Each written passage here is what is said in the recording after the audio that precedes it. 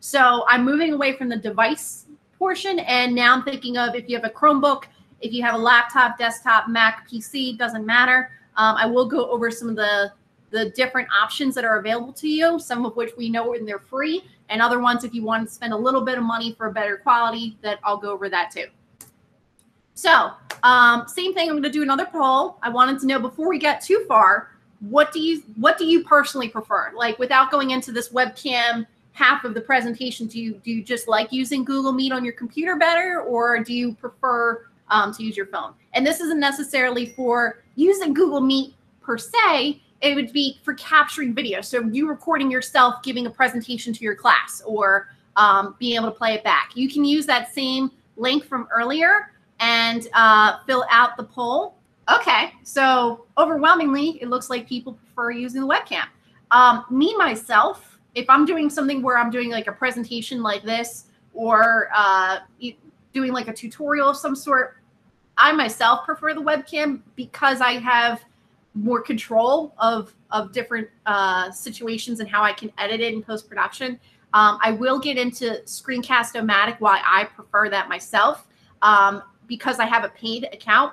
But I will also go into some of the other options that we have too. But for sure, looks like webcam is the preferred one here. So with that in mind, hopefully this part will be valuable to you.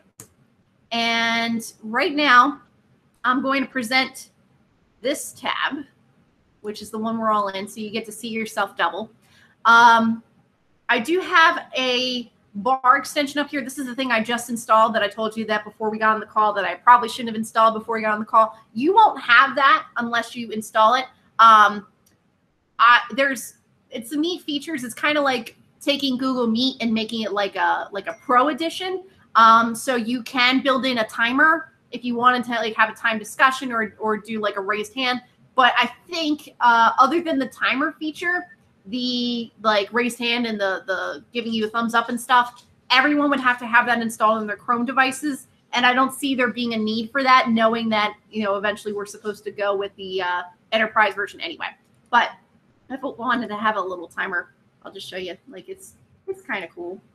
And then you should be able to see a little timer for how long we can have the discussion. And, you know, you got to talk for the next minute for your presentation. I don't know, something like that. I'll hit stop on that. Okay. But if you are recording a session, keep in mind, right now I am recording the session. So you can see, if I move this out of the way, there is a little record up at the top of the screen. You probably saw on yours already. That's to let you know that it is being recorded. If it was not being recorded, you would not see that little record button in the top. If you were going to start recording, you would have to go down to the 3 dots in your Google Meet. And then I have stop recording right now because I'm in the middle of recording.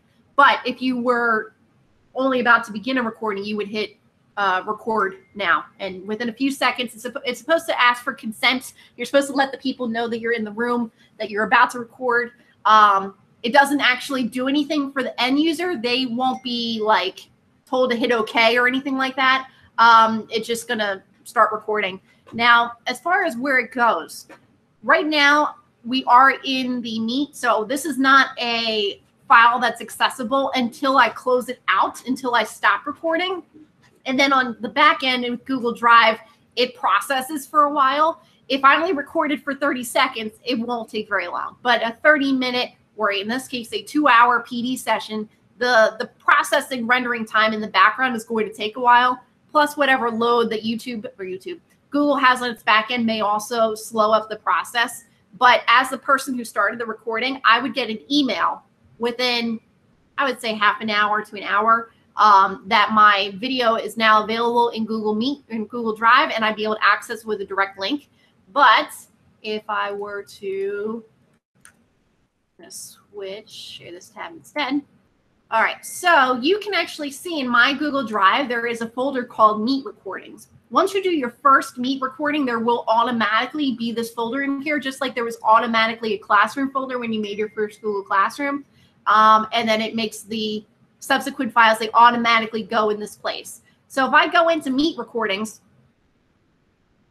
it's been cleaned up because I just recently cleaned up my drive. But you can see that anything that I had access to recording-wise automatically dumped into this area. So when you get that email that says you have access to your Meet recording, it's really supposed to bring you to that space in order for you to access it. And that's the file that you would then either share that file directly to your Google Classroom if you wanted to share that with your students who maybe couldn't attend your virtual session that day. Or if you wanted to go the next step and bring it into YouTube, you would need to download that video from Google Drive first, have it on your device, and then upload it up into YouTube. So it's not like you can go onto YouTube and directly access your Google Drive. You have to have it local on your computer before you can have it posted up there recently. Good point, Jenny. Yeah, you can rename your files. Once they're on there, like you can see I have this like weird file name. That's actually the name of the room meeting. Like if you don't rename your meeting, it's usually a bunch of characters. You probably noticed that at the bottom. My session in today is called Teach Like a YouTuber PD session. So I know when I go back, it's going to be renamed to that. But you also could rename it to something else for your, own sanity and how you like to have things organized.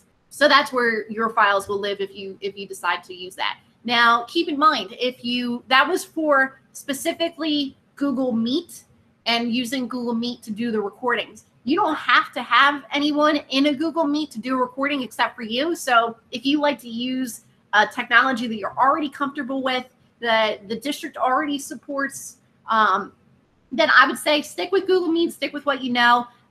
You know how it works. You know how to access it. You know that when that file ends up in Google Drive, that it's very easy to bring it into Google Classroom.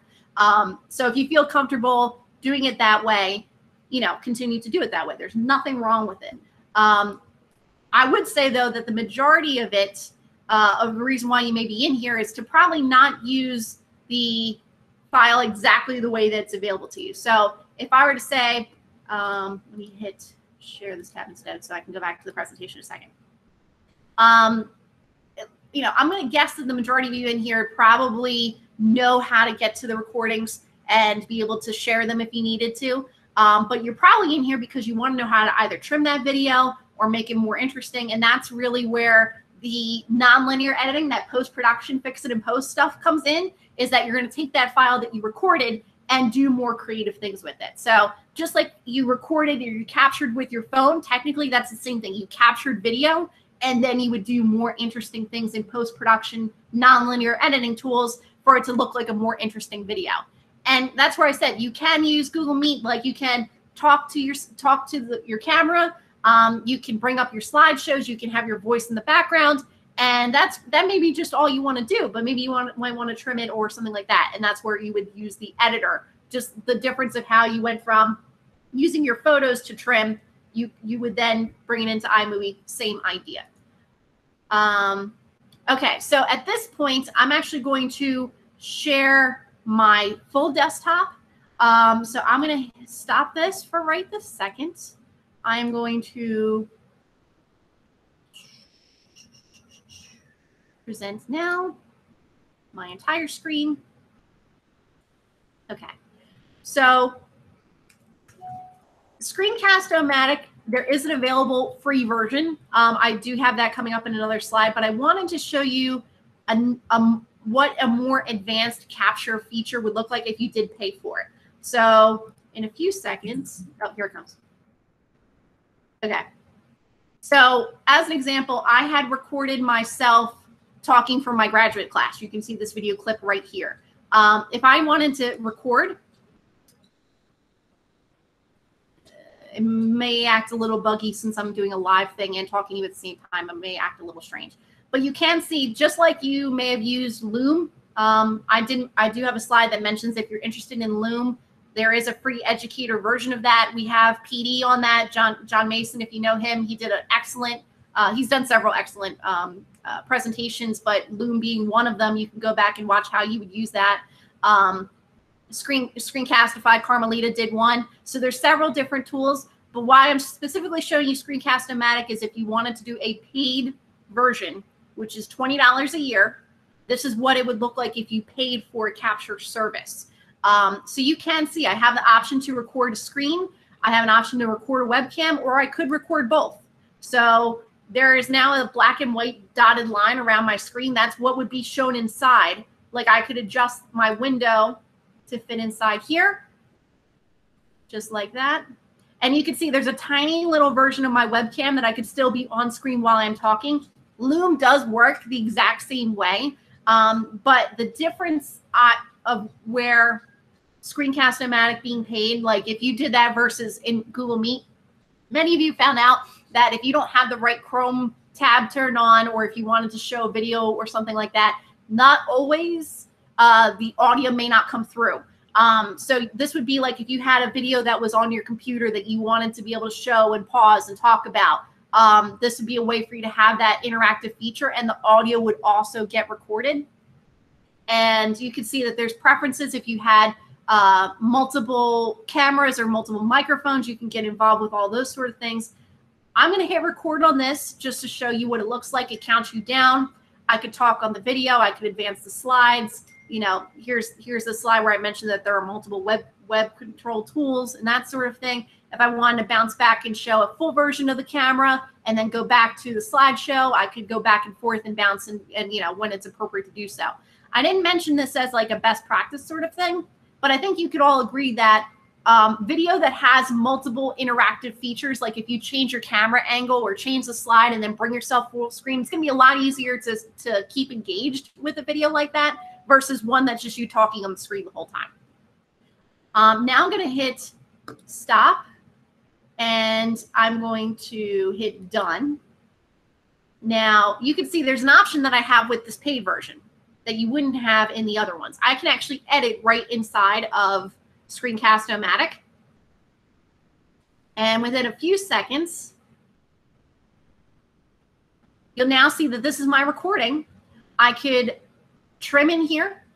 Like if I knew I messed up and I wanted to cut a part of it out, I could cut out this piece and have it just come in right about there. I could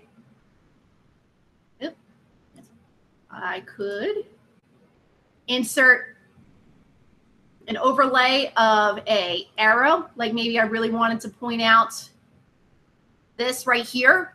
At this point in the video, it would actually show an arrow, or I could highlight something. I could also rotate it or change it. Hit OK on there. So now if I watch this video in playback, you see how it has an arrow that comes up in the middle of my recording. It then brings up full screen, and then it's going to go back. Like these are all more advanced features with this paid version of Screencast-o-Matic. And like I said, this is kind of a way to stay all-inclusive in one program that you don't have to then take it into WeVideo or iMovie or Movie Maker and then do your editing. You can stick inside of one paid $20 a year subscription, do your recordings, have very high quality recordings, do the editing you need to do, and then you would take this exported video and post that on Google Classroom or something like that. So this would be going beyond the step of just recording yourself in Google Meet. This is really taking it to the next level if you decided that's something you want to do. Does anyone have questions on Google Meet, Google doing any of the recordings with it, using Screencast-o-Matic, or as you can see, I did list up here, you know, Google Meet certainly it's free for you to use as long as you're in your Google account. Loom, you could get a free educator license. I recommend you watch John Mason's tutorial. Carmelita has a tutorial on Screencastify if you prefer to use that. And then there's the details with Screencast-o-Matic. So this is a great time for me to plug my channel. I encourage you to like and subscribe to my YouTube channel. I have about 400 followers. I'd love to get more. So if you want to, you know, follow my channel, I do have a playlist for Lunch and Learn. So anything that we had during the pandemic that was a PD presentation, I asked all the presenters to record it. I trimmed them as needed, and then I posted them on my YouTube channel. So I know that hers is on there, and I know that John Mason's is on there too. So if you want to watch them for more in depth on those two tools, then you could probably get your answers there.